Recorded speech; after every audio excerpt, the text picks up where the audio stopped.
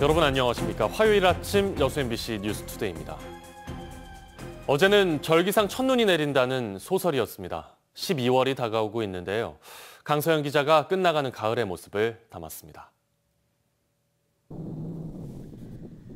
가을이 깊어지면서 영취산 자락이 알록달록한 단풍으로 물들었습니다.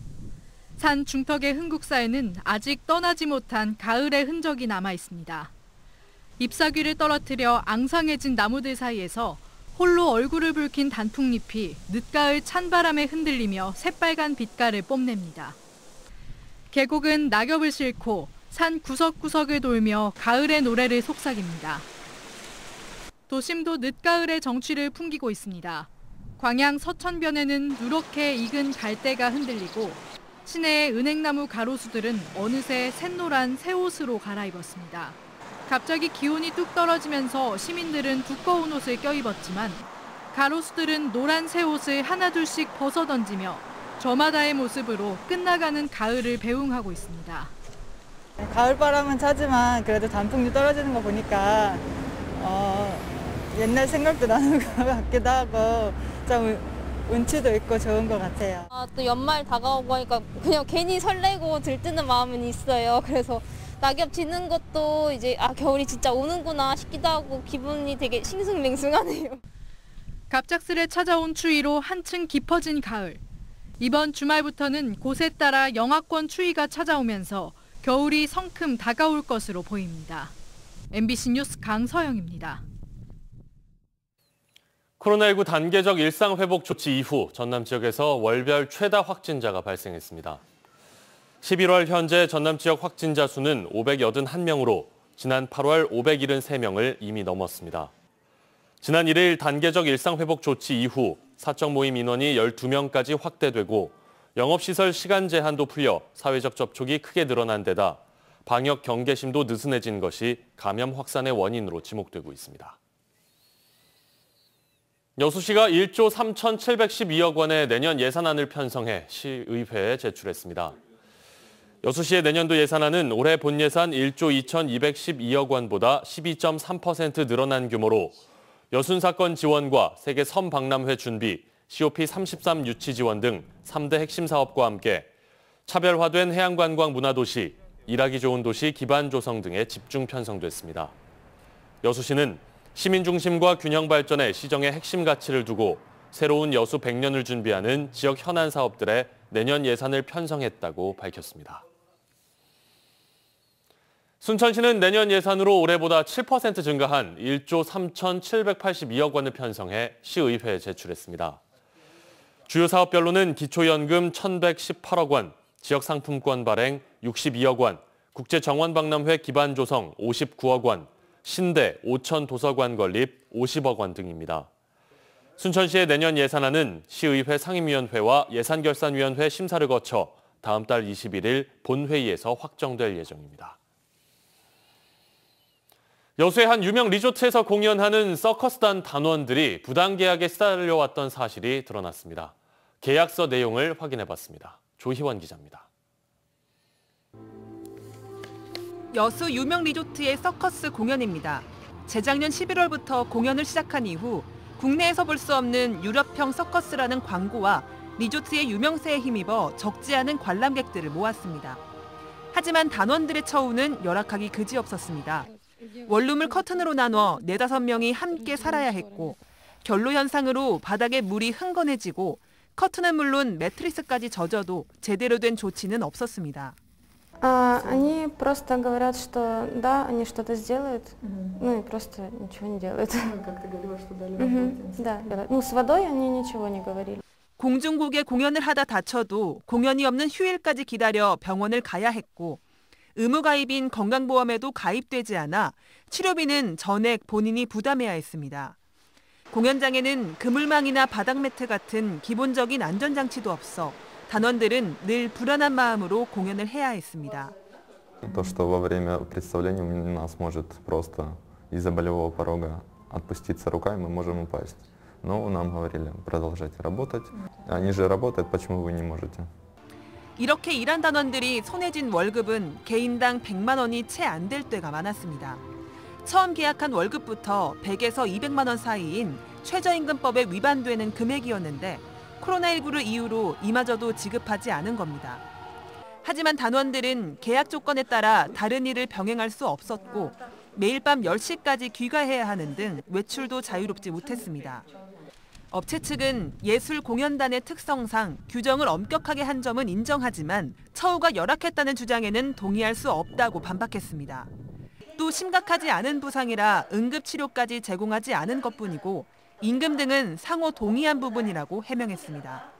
업체 측은 문제 제기를 한 일부 단원들과의 계약을 파기하고 SNS와 에이전시를 통해 단원을 추가 모집하고 있습니다. Те же самые условия, да. Набирают артиста на те же условия, и я очень хочу, чтобы люди знали правду. Никто не знает просто, как на самом деле тяжело работать в этом цирке, потому что элементарно это небезопасно. MBC 뉴스 조희원입니다. 전라선의 수서행 고속열차 SRT를 올해 안에 투입하려던 계획이 무산됐습니다. 한국철도노조는 국토교통부가 연내 SRT 전라선 투입 계획을 철회함에 따라 25일로 예고했던 철도 파업을 유보하겠다고 밝혔습니다. 그동안 일부 지역사회에서는 전라선 SRT 투입이 철도 통합과 별개의 사안이며 지역민들의 교통 편의를 위해 SRT를 신속히 투입해야 한다고 주장해왔습니다. 목포 대양산단 일부 부지가 야적장으로 변했습니다. 공정이 빠듯한 목포 종합경기장 현장에서 빼낸 돌이 무슨 이유에선지 야적되고 있다는데요. 양현승 기자가 취재했습니다. 목포 대양산단 1185번지, 3만 3천여 제곱미터 면적, 축구장 5개를 지을 수 있는 크기의 땅입니다. 바위와 토석이 말 그대로 산더미입니다. 25톤 덤프트럭 1만 대가 오가야 쌓을 수 있는 분량인 10만 세제곱미터의 토석이 산업단지에 쌓여 있습니다. 아직 분양이 되지 않은 땅인데 난데없이 야적장이 된 겁니다. 어떻게 된 일일까? 목포 종합경기장 부지에서 토석을 반출하는 업체는 토석을 쌓을 곳이 마땅치 않았습니다. 그 고민을 목포시가 덜어줬습니다. 목포시는 아직 분양되지 않은 대양산단의 부지를 임시 야적장으로 삼기로 결정했습니다. 설령 우리가 연말 안에 계약을 하더라도 공장 입식 심사나 착공시까지는 어느 정도 여유가 있으니까 우리 시에서 하는 일도 뭐 도와줘야 되지 않겠나. 목포시는 보증금 1,600만 원에 매달 400만 원씩 대양산단 주식회사에 지불하고 9월부터 12월까지 땅을 쓰기로 했습니다. 2,800억 원으로 조성한 대양산단의 부지는 1제곱미터에 25만 9천 원, 한 평에 85만 4천 원짜리, 3만 3천여 제곱미터, 그러니까 분양가 87억 원짜리 땅을 월 400만 원에 목포시가 빌린 겁니다. 아무래도 이제 저희가 목포시 출자기관으로 돼 있고 야적 부분에 있어서 많이 어려움이 있는 모양이더라고요. 업체가 연말까지 토석을 빼지 않으면 대양산단 주식회사가 처분할 수 있도록 협의는 됐지만 실현 가능성은 미지수입니다.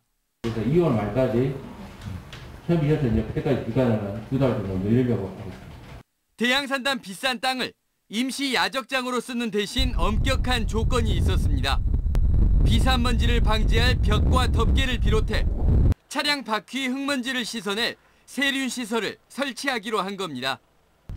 그러나 방진벽은 형식적으로, 방진망은 아예 생략됐고 세륜 시설은 주먹구구식이었습니다.